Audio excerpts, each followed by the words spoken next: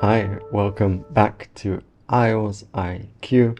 We're looking at more part 3 in this class, so grab a pen, get a notebook, and let's jump in. Okay, class, on the screen we can see the part 2 topic that these part 3 questions are connected to, a picture or photograph.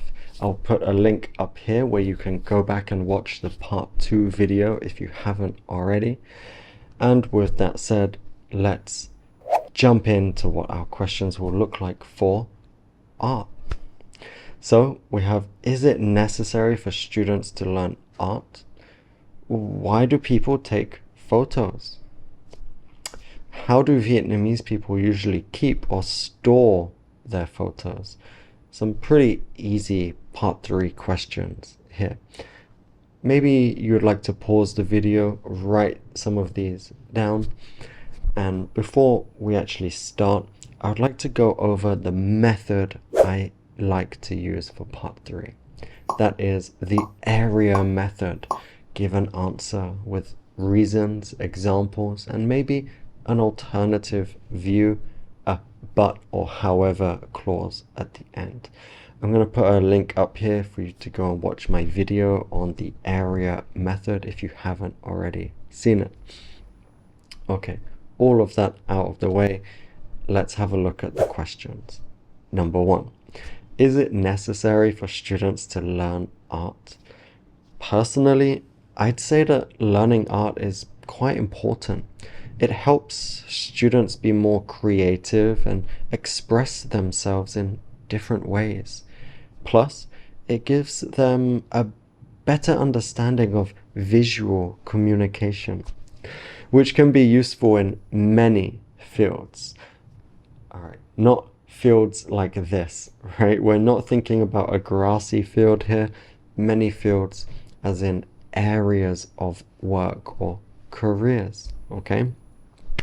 Even if they don't become artists, knowing the basics of art can help them appreciate beauty and think more creatively in their studies or careers. Really nice, simple answer here. Personally, right at the beginning, very personal way to begin. Visual communication, I like that. Many fields. We've got this word artists with the lovely STS. Very difficult sound in English. Practice it. Artists. Go slower. Artists. Artists. That final S, really important here. Okay, so number 2, why do people take photos? In my opinion, the main reason is that people want to capture important moments and keep memories alive. These days, social media also plays such a huge role in why people take photos. Some do it for fun, while others see it as a hobby or even a profession. It's a way to tell stories, share experiences, and essentially relive special moments. Wow, very nice, simple answer yet again. Capture important moments. I love this phrase, talking about photos to capture a moment. Keep memories alive, essentially relive special moments. Really nice points there. Number 3, what kind of photos do Vietnamese people often hang on the wall at home? These questions are for my students who are Vietnamese. Let's remember that they change the country and location based on where you are from. If you're from Spain, the questions will be about Spanish families or people, okay? Nowadays, most people like to display family portraits because they represent love and togetherness. Some families also frame religious or ancestor photos as they hold deep cultural and spiritual significance. lovely collocation. Spiritual significance. Apart from that, many people enjoy hanging landscape photos to add a natural and artistic touch to their home. Pretty nice sentence here, not very long. Look how many sentences we have. 1, 2, 3. 3 sentences with connecting words. We call those compound sentences. Pretty much all we need in part 3. Let's move on and have a look at the next one. How do Vietnamese people usually keep or store their photos?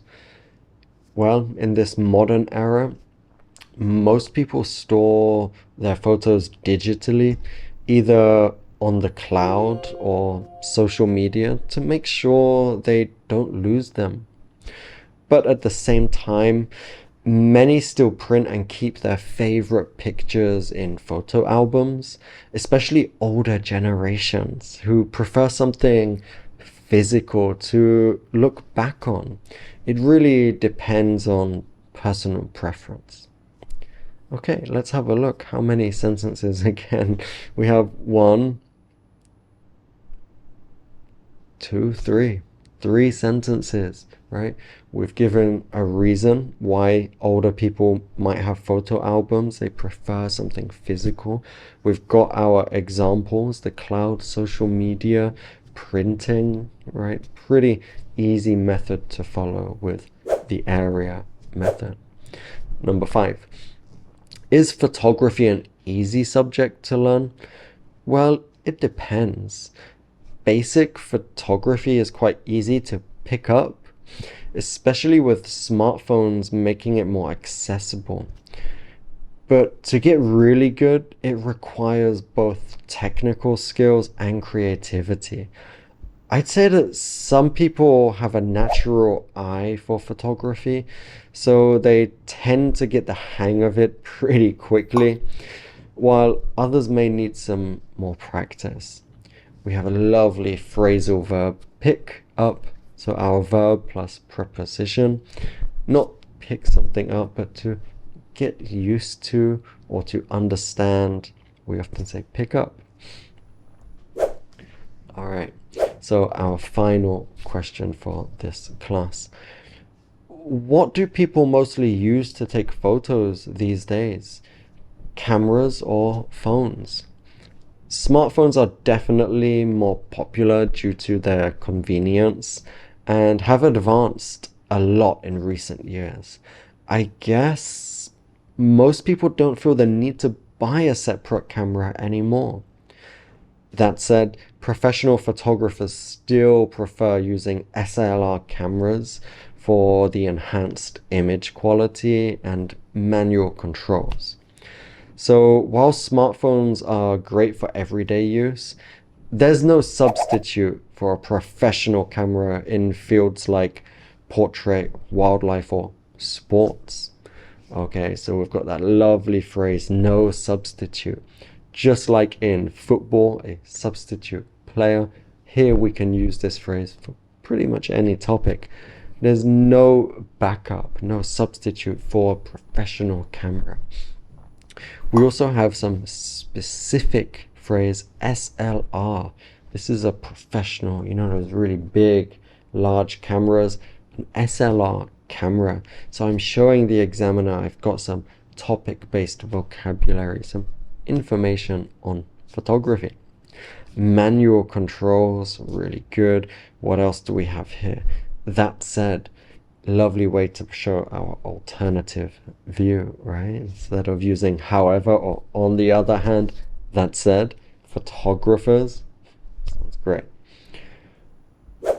All right, so that's gonna bring our class to an end. Please take a screenshot of the questions on the screen, practice them, go back, look at some of the phrases we've covered, and use them. All right, see you next time. Bye.